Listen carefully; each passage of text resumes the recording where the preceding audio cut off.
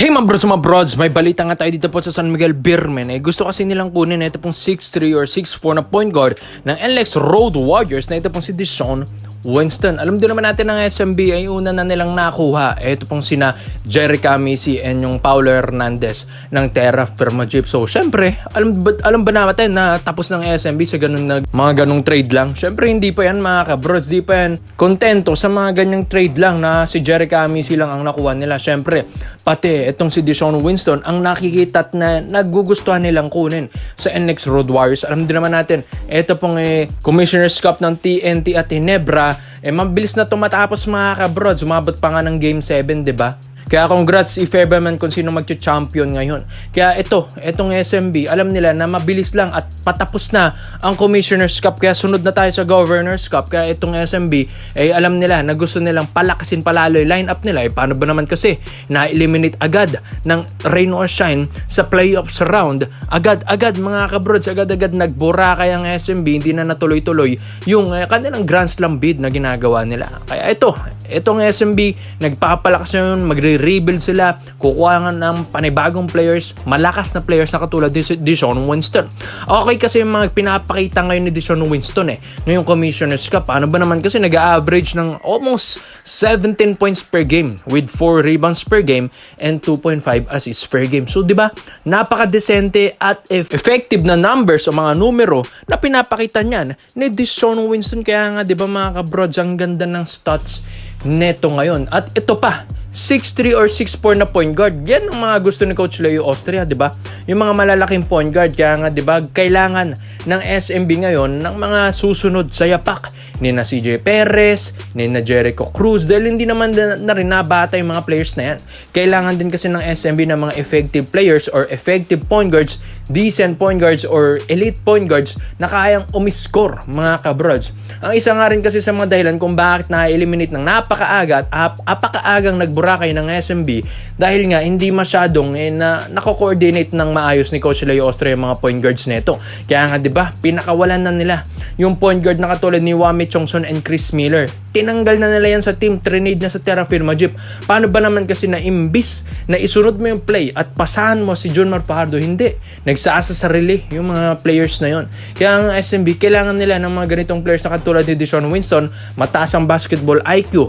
Kahit sabihin natin na nagbabakaw yan, kayang umiscore yan, nagsi-16 points per game yan.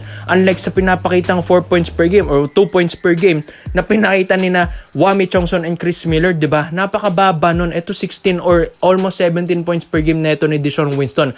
Napakalaking bagay yan kung maidala niya yan sa San Miguel Beermen. Ito mga kabrods, magaling yan si Deshaun Winston. Kahit sabihin natin na baka mabangko yan, hindi Baka nga, masapawan pa niya yung mga star players dito sa SMB dahil magaling na player ito Ito mga kabrods nakikita ko na pwedeng maging rising star ito ng San Miguel Beermen in the making.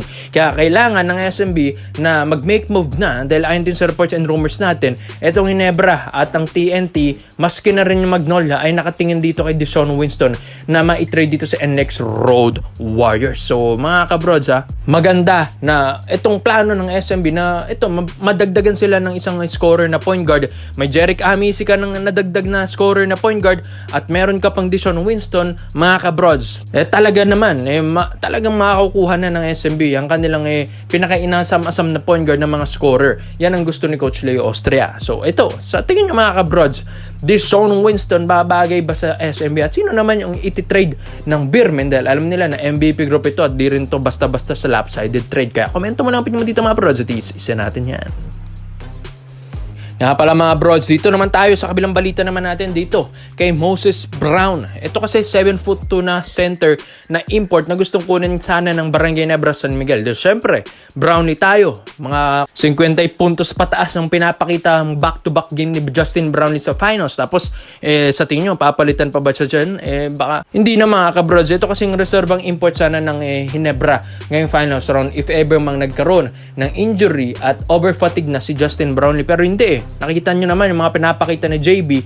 Kaya nga ito, talagang bless ang Ginebra kay Justin Brownlee sa finals round na ito. Kaya nga itong si Moses Brown mga bros, ayon din sa reports and rumors natin, ito na yung gagawing or kukuning import ng Ginebra next season na mga kabrods. Hindi na kasi ngayong season di na pwede, maski sa Governors Cup di na pwede dahil 7 to kasi itong import na ito. Ito na yung i-develop nilang next import sa Commissioners Cup 2026 or 2027 mga kabrods. Ito pong si Moses Brown.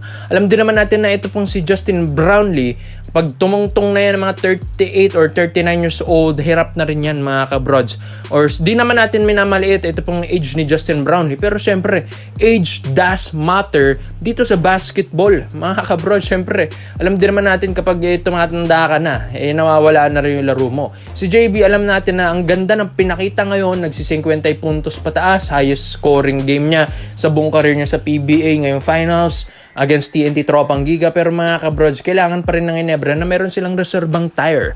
Kaya itong si Moses Brown, itong 7'2" na ito na yung develop ng Ginebra in the making mga kabrods. Dahil answer reports and rumors, every Commissioner's Cup season, hindi na nila lalagyan ng height limit ito pong mga imports na ito. Kumbaga, kahit anong height pa yan, pwede mong kunin. Kaya ito pong Ginebra ngayon, si Moses Brown na ang nakikita nilang makukuha next season dahil 26 years old lang mga kabrods, Bruin yan.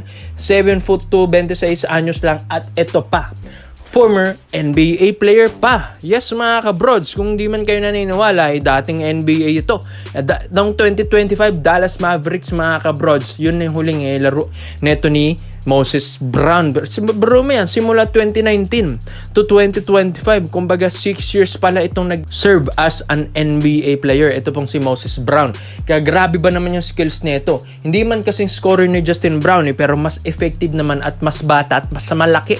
7'2" na kayang tumaktak sa ilalim, kayang gumawa ng spasyo sa ilalim. NBA player, experienced player mga kabrods. Tapos mga kabrods, hinog na hinog palalo. Syempre, NBA player na yun sobrang hinog na yan. Tapos ito pa, naglalaro ngayon sa Criollos de Caguas, dito sa BSN, or dito sa Puerto Rico, dito sa Baloncesto Superior National. So alam natin na isang taon pa, talagang mas maraming mai-improve pa ito pong si Moses Brown. Pero ito na nga, as a reserve import or as a listed import na ng Ginebra next season sa Commissioner's Cup nila, mga kabrods, alam ko na mas malaki ang maitutulong neto kaysa kay Justin Brownlee. Mga kabrods, in terms pa lang sa depensa, 7'2" na napaka-athletic, mabilis, may pick-up sa laro, maayos ang outside shooting, maayos ang perimeter jumper, maganda rin ang basketball IQ, experienced player, NBA player. So syempre, ito na talaga si Moses Brown ang pwedeng pumalit sa pwesto ni Justin Brownlee. Isa pa, sa opensa pa lang. Sa depensa, talagang yakang-yakan na niya yan. Grabe kung blumak din ito Tapos sa opensa pa lang, mga kabrods, ibigay mo lang sa ilalim, kayang-kaya na yan ni Moses Brown. Ewan ko na lang kung makapwesto pa dyan si Junmar Fajardo. Ang laki niyan, tapos ang galing pa.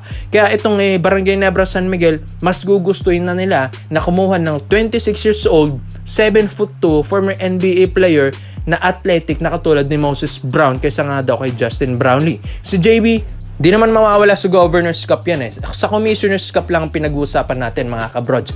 Kaya ikaw mga brods, Moses Brown to Ginebra next Commissioners Cup, ito na ang bagong import ng Ginebra mga kabrods. Komento mo na mo dito mga brods. Isa natin yan. Salamat po sa panonood mga brods. This is for Basketball Trade Option lang. I'm out.